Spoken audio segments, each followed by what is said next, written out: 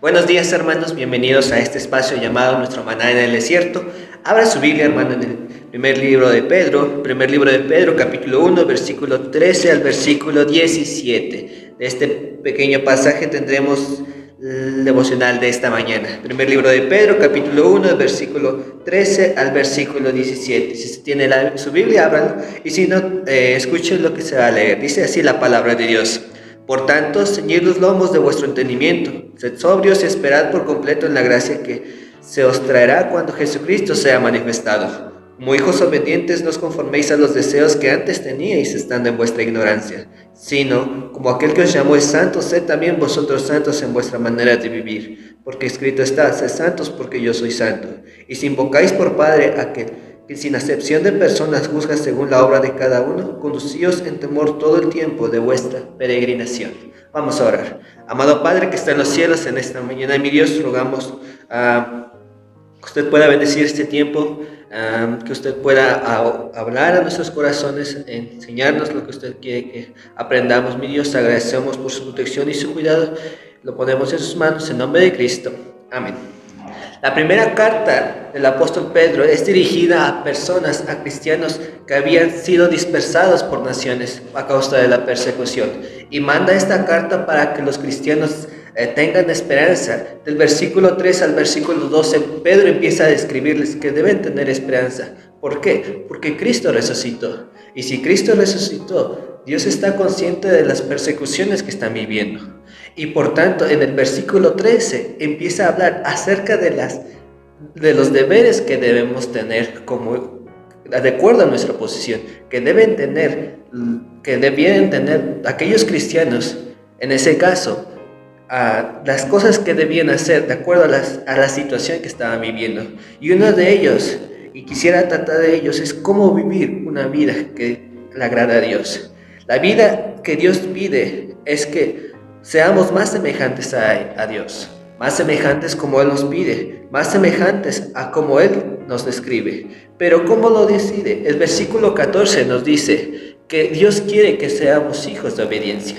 El apóstol Pedro comienza recordando lo que somos, gracias a Dios, hijos de obediencia, hijos que ya han sido, o personas que ya han sido salvos por la gracia de Dios, y menciona qué debemos hacer como hijos o con mente obediente, no conformarnos.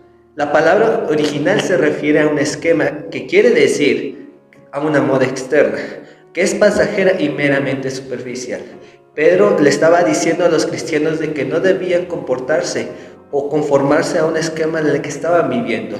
Al no permanecer en su tierra, al no estar con personas con su misma fe, podrían adaptar esquemas que no estaban en acorde a lo que Dios quería. Y Pedro exhorta y les dice, no debes vivir así, que las circunstancias, que el ambiente, las personas no te obliguen a conformarte a una situación que realmente es pasajera y no te va a ayudar. Y es por ello que y es un mensaje a nosotros para que entendamos de que como hijos de obediencia no debemos conformarnos a lo que está en el mundo. ¿Por qué? Porque ya no tenemos los deseos que antes teníamos. La Biblia nos dice que teníamos características, hábitos, como hijos, como personas que ignoraban de Dios.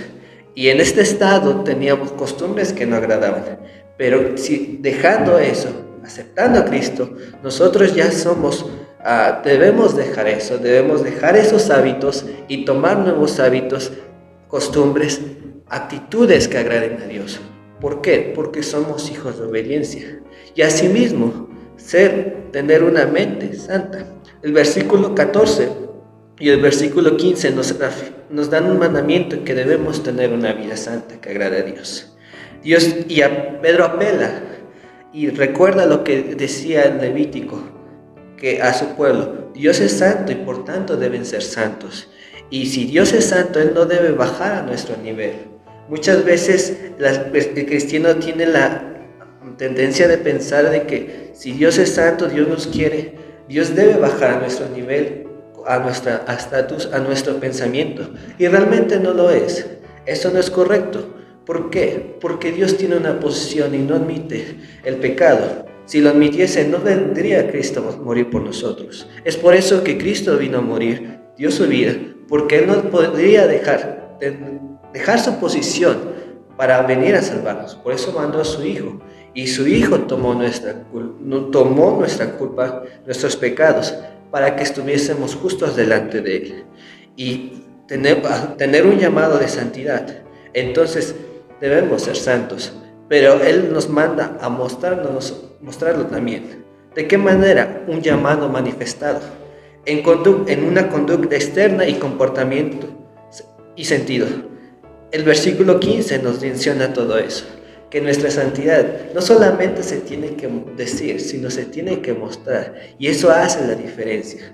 ¿Por qué? Porque Dios lo pide, con un llamado de autoridad. Dios lo dice, y Dios, quien da el mandamiento, también nos dice que está dispuesto a darnos el poder para obedecerle a través de su Espíritu. Porque dice el versículo 16 y 17, porque escrito está, sed santos porque yo soy santo, y si invocáis por Padre aquel que sin acepción de personas juzga según la obra de cada uno. Dios permite y Dios nos da un mandamiento, pero no nos deja solamente con ese mandamiento, sino que también nos da el poder para cumplir las normas que Dios nos dice. La Biblia, cronológicamente y poco a poco, Dios nos da mandatos que debemos cumplir. No nos dice que cumplamos todo en un tiempo determinado, sino poco a poco nos da mandamientos, nos da enseñanzas para que lo asimilemos, lo practiquemos y poco a poco crezcamos.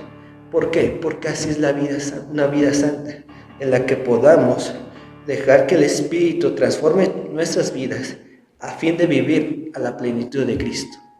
Pero esto es debido a lo que Dios nos dice, tener una vida santa. Pedro les decía, tienen que vivir así. Esa es la diferencia la forma en que se van a distinguir en dónde están, teniendo una vida santa. ¿Por qué? Porque esa es la manera de impactar a la sociedad.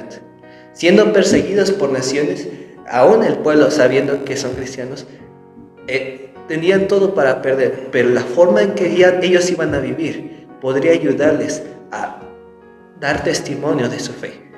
Y asimismo, otra exhortación es de que debemos vivir en temor. El versículo 17, parte B, conducíos en temor todo el tiempo de vuestra peregrinación. El apóstol Pedro dice que debemos vivir santamente por causa de un profundo temor a un Dios todopoderoso. Dios pide y Dios muestra. Pedro dice que debemos hacerlo con temor en vuestra peregrinación. ¿Por qué? Por gratitud. Dios nos dio una posesión y por esta posesión, como hijos de Dios, nos da libertad para hacer todo lo que queramos. Usted y yo podemos hacer todo lo que queramos, pero sabemos que no es lo correcto. Pero hacer eso significa cuidar de hacer las cosas que debemos hacer. Y con eso me refiero de que tener respeto a las cosas de Dios. Podemos hacer las cosas buenas o malas, pero el temor, el respeto, el amor que podamos tener a Dios va a ser la diferencia para hacer lo bueno y lo malo, entre decidir lo bueno y lo malo. Si nuestro amor, nuestro temor hacia Dios, respeto por la persona de Dios es grande, vamos a considerar y dejar pasar por alto las cosas malas y tratar de seguir la vida que Dios pide. Pero si nuestro temor por Dios no es correcto, entonces tomaremos una mala decisión. El temor de Dios nos acerca y nos permite vivir una vida santa. ¿Por qué? Por temor. ¿De qué manera? En todo tiempo de vuestra peregrinación. Y nos da Pedro menciona un pequeño indicio de que solo somos peregrinos. Las tribulaciones, las circunstancias que podemos vivir son temporales. Este lugar, este mundo solamente es temporal. Podrá vivir ciertos años, podrá vivir una época, pero solo es temporal. Un día usted tendrá que pasar, si ha aceptado a Cristo, un día usted tendrá que pasar al cielo, tendrá que ir al cielo, donde es la morada eterna. Pero si usted no ha aceptado a Cristo, déjeme decirle que su destino es ir al infierno.